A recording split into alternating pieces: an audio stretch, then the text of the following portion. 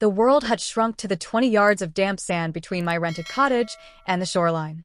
I had come to this nameless coastal town to disappear, not for the picturesque lighthouses or the quaint lobster shacks, but for the abrasive, indifferent roar of the ocean. It was the only sound loud enough to drown out the noise in my head. Back in the city, silence had become a physical weight. It filled my apartment after my boyfriend left, his parting words, "You brought this on yourself, you know," echoing off the bare walls. It thickened after the termination letter arrived, the paper crisp with corporate malice, delivered just days after I filed a formal report exposing CFO Robert Harris's multi-million-dollar financial fraud and embezzlement scheme. It became suffocating as the online comments piled up, a digital mob stoning a ghost, fueled by the lies the company had planted to paint me as a disgruntled, vindictive ex-employee. So I packed one suitcase, leaving behind a career I'd spent a decade building, a network of colleagues who now saw me as toxic, and a version of myself I no longer recognized. Here, I was just a shape on the beach, a woman who sat from dawn until the last light bled from the sky, watching the slate-gray waves fold into themselves. I'd become a specialist in the art of doing nothing, of being nothing. My days were measured in tides, each one a fresh erasure of the sand, a promise of oblivion that never quite arrived. The salt spray would mist my face, but I never felt the sting. I was a hollow shell, and the ocean was just knocking on an empty door. On the third day, a flash of color violated my monochrome world. It was a wetsuit, the sharp, unmissable yellow of a hazard sign. Its wearer strode down the beach with an easy, athletic grace, a surfboard tucked firmly under one arm. She stopped a few feet away, her shadow falling over me, cutting off the weak winter sun. "Good day for it," she said, her voice carrying easily over the wind. Glassy. I didn't look up. In my experience, unsolicited cheerfulness was a prelude to something I didn't want: another demand, another pitch, another person trying to fix or exploit me. I imagined her spiel. Introductory surf lessons, special tourist rates, a life-changing experience for one easy payment. "Are you on vacation?" she pressed, undeterred by my silence. She had the kind of relentless optimism I now found predatory, the same polished charm that had let Harris lie to an entire board of directors without breaking a sweat. I finally turned, my gaze flat and cold. She was younger than me, maybe 24, her face open and tanned, with fine lines around her eyes from squinting into the sun. Her hair was a tangled, sun-bleached mess, pulled back in a loose braid. "I'm not interested," I said, my voice raspy from weeks of near silence. She just smiled, a genuine, unforced thing that irritated me on a cellular level. "Not selling anything. Just noticed you out here every day. It's a lot of sitting, alone in the wind." "Leave me alone," I told her, turning back to the water. It was a dismissal, blunt and final. The kind that had always worked in the boardroom when I needed to shut down a junior analyst who'd stepped out of line. But this wasn't a boardroom, and she, apparently, was not someone to be intimidated by a cold tone. She just stood there for another long moment before I heard the soft crunch of her footsteps moving away. The yellow jogged toward the waves, and I watched, against my will, as she paddled out and became a small, steady part of the churning sea. She returned the next day, and the day after that. She never tried to speak to me again, not directly. Instead, she'd walk to a spot about 10 yards away, plant her board in the sand, and sit. She'd watch the waves just as I did, sometimes stretching her shoulders and legs after a long surf, sometimes just resting her chin on her knees, staring out at the horizon. Her presence was a quiet, insistent pressure on the edge of my solitude, a crack in the wall I'd built around myself. My mind, conditioned by years of corporate strategy and crisis management, tried to decipher her angle. This wasn't kindness, it was a tactic, a long game play. Wear down the target's resistance through quiet persistence. She'd even started leaving a small thermos in the sand between us before she went for her morning surf. The first time, I'd ignored it, certain it was a trick. But the faint scent of lemon and warm steam curled through the cold air, a persistent, quiet invitation. When I finally opened it, hours later, the herbal tea inside was still warm. I drank it, but it felt like a concession, a small defeat. Each day, the thermos would appear before dawn. Each day, I would wait until she was far out in the water, a tiny speck against the waves, before retrieving it. It was a silent, infuriating ritual. Her unearned kindness felt like an accusation. It reminded me of the people who were supposed to care, my family, who'd urged me to just drop it and move on, my ex, who'd called my fight for accountability a career suicide move. Their support had been conditional, transactional, tied to how small I was willing to make myself. I couldn't understand why a stranger's wasn't, and that lack of understanding felt dangerous, like stepping into uncharted water without a life vest. The illusion of escape shattered on a Tuesday. A certified letter arrived at the post office box I'd set up under a false name. The letterhead was from a top-tier law firm, the very same my former company kept on permanent retainer. It was a cease and desist order, thick with impenetrable legalese, but the message was brutally clear. Stop talking. It accused me of defamation and breach of my non-disclosure agreement, demanding I destroy every piece of evidence I held related to Harris's fraud and never speak of it again. I hadn't spoken a word to anyone about the case in weeks, but they didn't know that.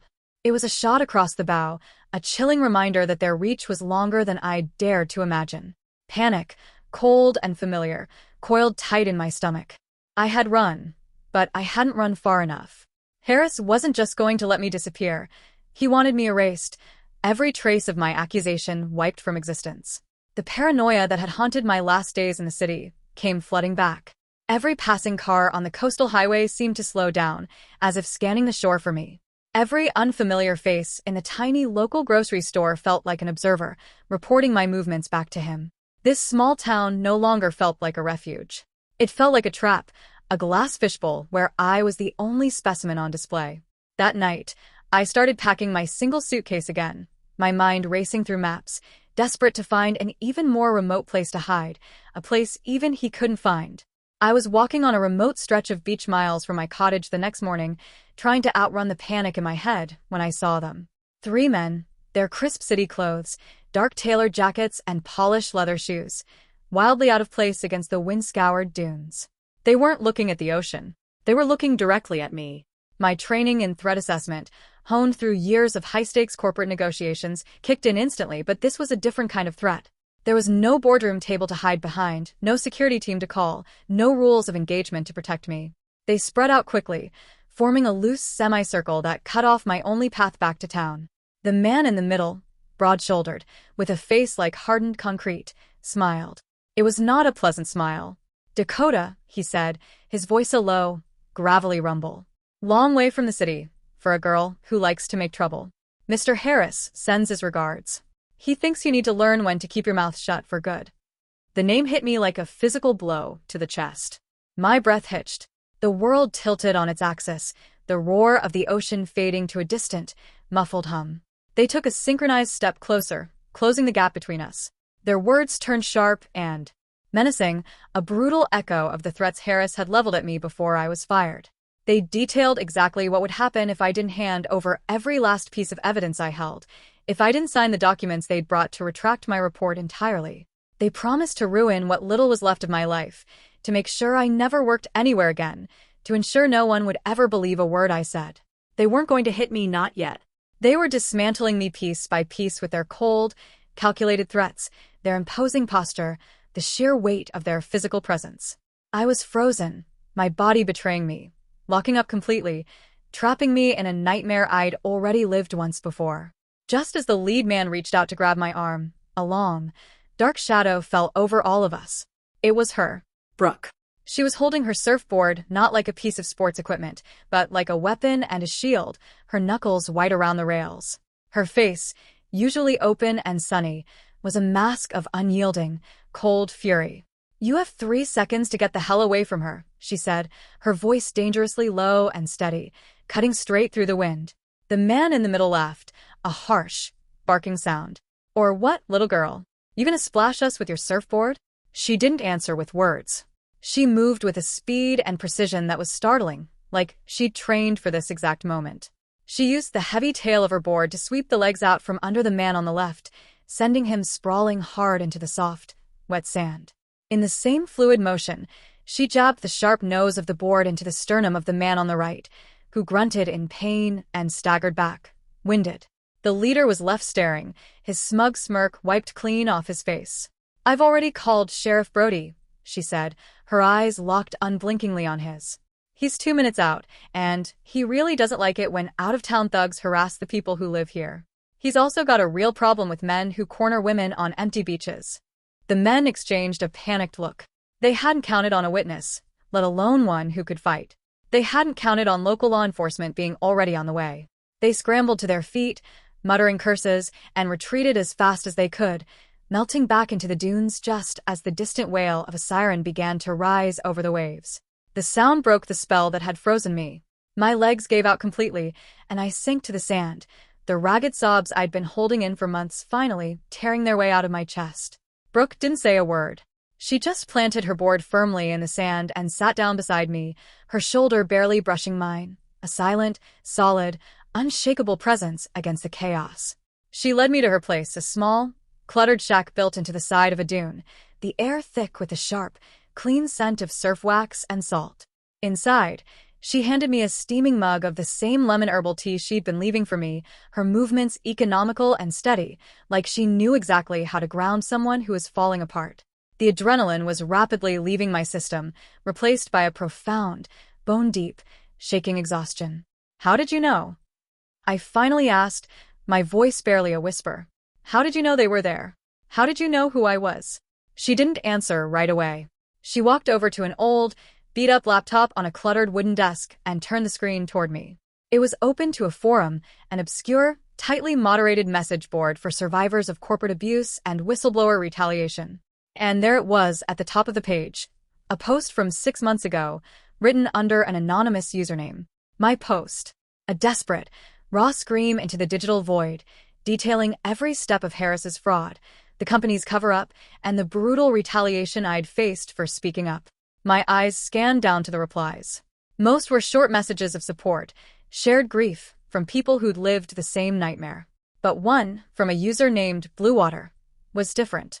It was long, detailed, and offered concrete, practical advice for protecting myself, for hiding my digital trail, for finding a safe place to lay low. It also asked for one small thing, a location, any nearby landmark if I felt safe enough to share it.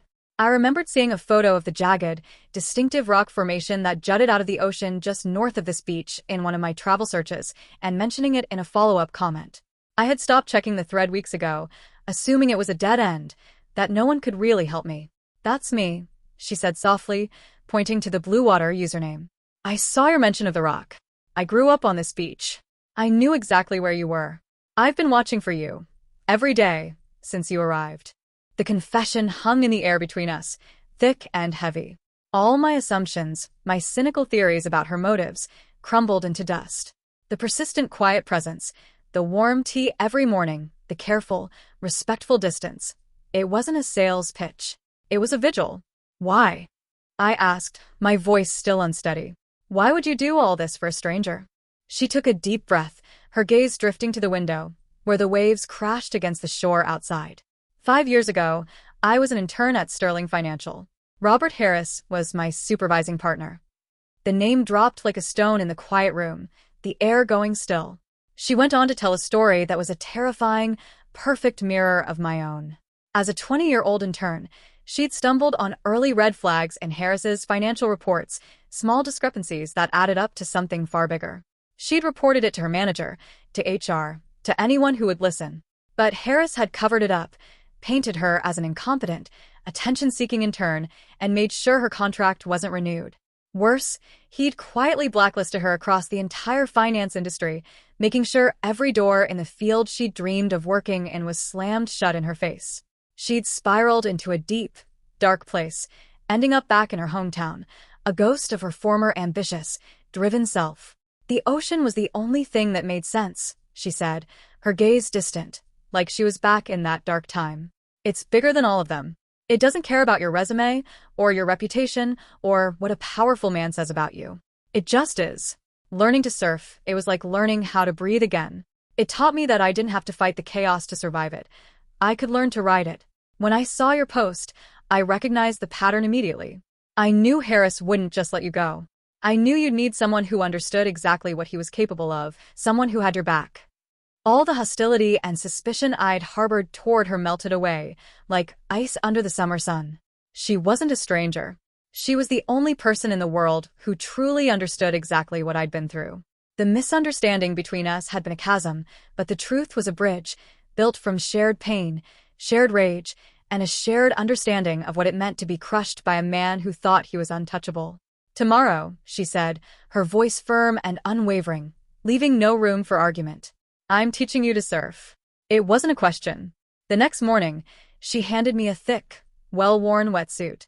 The cold, tight rubber was like a second skin, a layer of armor against the frigid ocean water. In the water, my analyst's brain tried to calculate every variable: wave speed, board buoyancy, center of gravity, the timing of every break, but the ocean defied calculation. It was pure, unapologetic, chaotic force. I fell. Over and over again. I swallowed mouthfuls of salt water, got tangled in my leash, and felt the hard edge of the board slam against my shins more times than I could count. Each time I surfaced, sputtering and disoriented, Brooke was right there. She'd steady the board, help me pull myself back on, her instructions simple, clear, and patient. "Don't fight it. Feel the swell under you. Pop up when you feel the lift. Not before." It was the hardest thing I'd ever done, harder than any boardroom battle, harder than staring down Harris across a conference table. But with every fall, a layer of my city-bred armor washed away into the sea. The fear of failure, the crushing humiliation of being broken, the desperate need to control every single thing around me. The ocean stripped it all away, one wave at a time.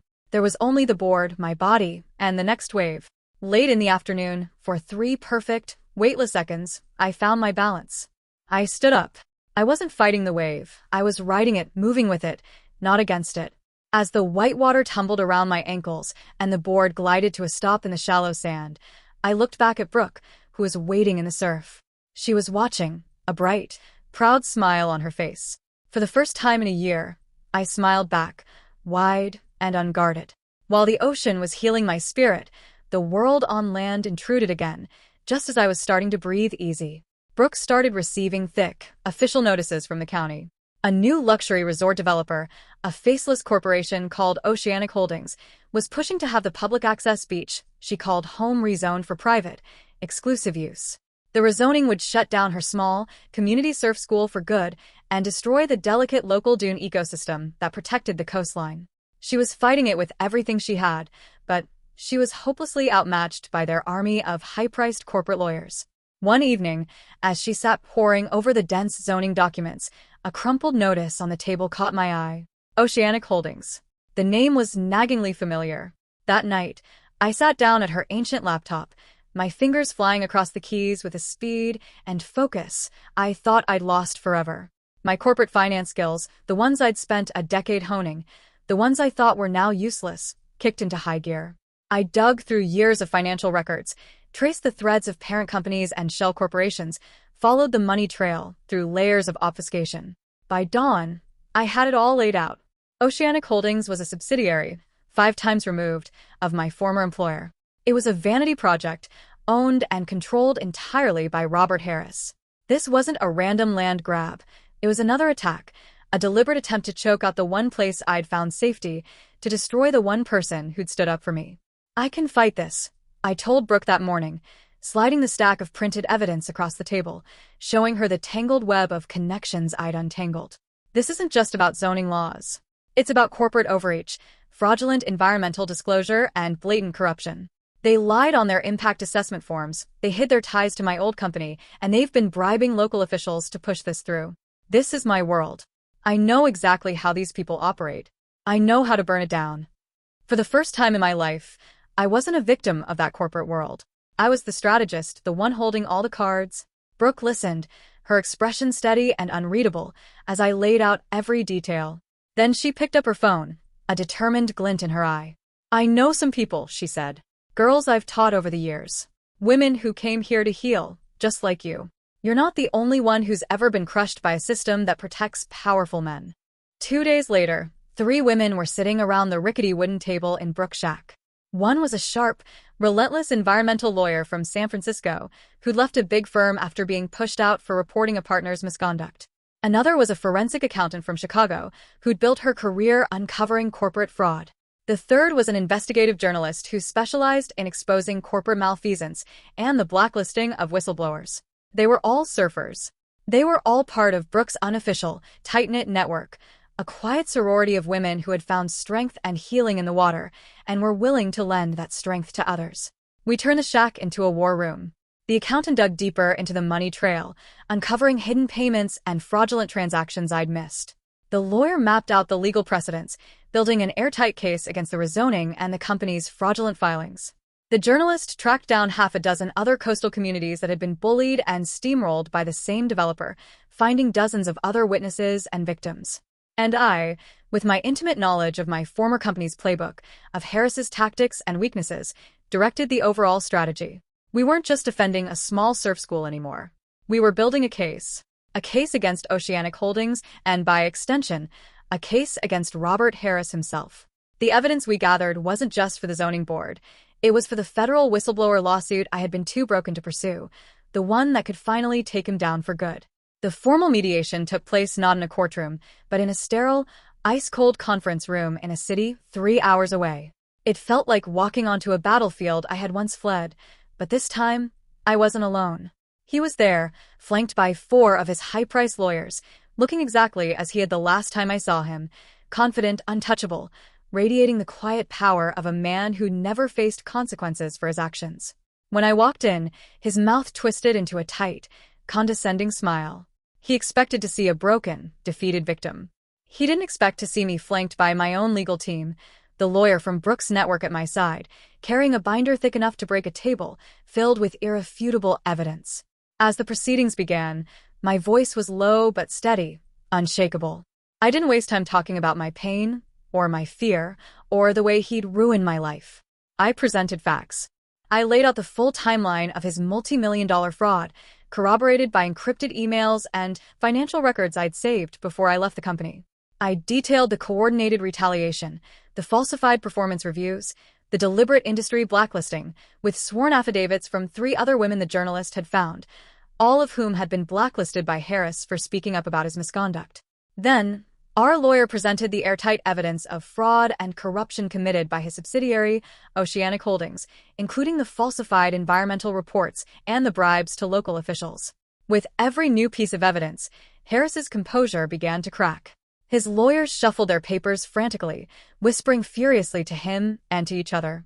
He looked at me across the table, his eyes filled with a blazing, unhinged rage that no longer terrified me. I glanced through the glass wall of the conference room and saw Brooke waiting in the hallway, leaning against the wall, her surf boots propped up on a chair. She wasn't staring at me, wasn't trying to offer comfort. She was just there, a silent, unshakable anchor. I turned my attention back to Harris, my voice unwavering as I finished my statement. The power in the room had shifted, irrevocably. The victory wasn't a thunderous, celebratory clap. It was a quiet, swift implosion. Faced with public exposure, federal investigations, and a multi-front legal battle that threatened to bring down the entire company, the board caved. The settlement terms were ironclad, non-negotiable. Harris was forced to resign immediately, stripped of his bonuses and his board seats, and barred from holding any executive position in a publicly traded company for a decade. A significant, undisclosed sum was transferred to me, which I immediately used to fund the ongoing legal fight for the other women who'd been victimized by him. And the company issued a full, public retraction of every defamatory statement they'd made against me, effectively dissolving the industry blacklist that had trapped me for a year. The news broke online that evening, the headlines spreading like wildfire. I watched them scroll across the screen from Brooks' shack, the blue light glowing in the dusk. It all felt distant, like watching a story about someone I used to know. The career I had, once fought so hard to reclaim, no longer held any appeal. The validation of the corporate world, the money, the titles, the power, they were all a currency I no longer valued. Brooke came and sat down next to me, handing me a cold bottle of local beer. We didn't say anything. We just sat side by side, watching the last sliver of sun dip below the horizon, painting the sky in streaks of orange and pink. The fight was over. But the true win wasn't what happened in that sterile conference room. It was what happened here, on this windswept stretch of sand. I hadn't just won a legal case. I had won my life back, a different life, a better one, built on something real. We used the settlement money and the momentum from our victory to create something new, something that would outlast our own fight. We formally established a nonprofit, converting Brooks' small surf school into the Wave Sisters Sanctuary. It was a safe haven for women who'd been crushed by corporate abuse, whistleblower retaliation, and systems that protected powerful men at the expense of everyone else. A place to escape, to heal, to find their footing again. I handled the grants, the legal framework, and the national outreach, building a network of support across the country. Brooke led the work on the water, her quiet, steady strength guiding women through the chaos of the waves and back to themselves. Our lives became intertwined in a steady rhythm of work and water. We were partners in the truest sense of the word. We knew each other's silences. I knew the subtle tension in her shoulders meant she was thinking about the dream she'd lost, and she knew the distant look in my eyes meant I was revisiting the darkest parts of my past. We didn't need to talk about it. We'd just grab our boards and head out for a surf, and the ocean would wash it clean, if only for a little while.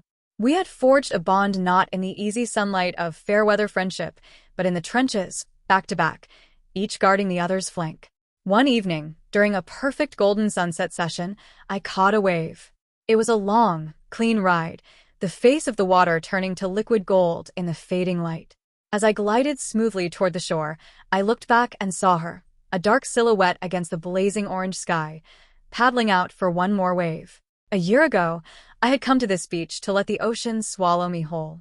I was a ghost, a hollow shell waiting to be crushed by the tide. But the ocean hadn't taken me. It had given me back to myself, through her. She had been my shield when I was defenseless, my guide when I was lost. And I, in turn, had become her strategist, her partner, her voice when she needed it. We weren't just survivors. We were builders. We had taken the wreckage of our pasts, the broken pieces of the lives we'd lost, and built a lighthouse for others. Girls help girls. It wasn't just a saying. It was a law of nature, as powerful and unyielding as the tide. I stepped off my board into the shallow water, the chill a welcome, grounding shock. I felt the sand firm beneath my feet, solid and unshakable. I was no longer watching the horizon with despair, but with a profound, quiet sense of peace. This was no longer an ending. It was an endless, open blue.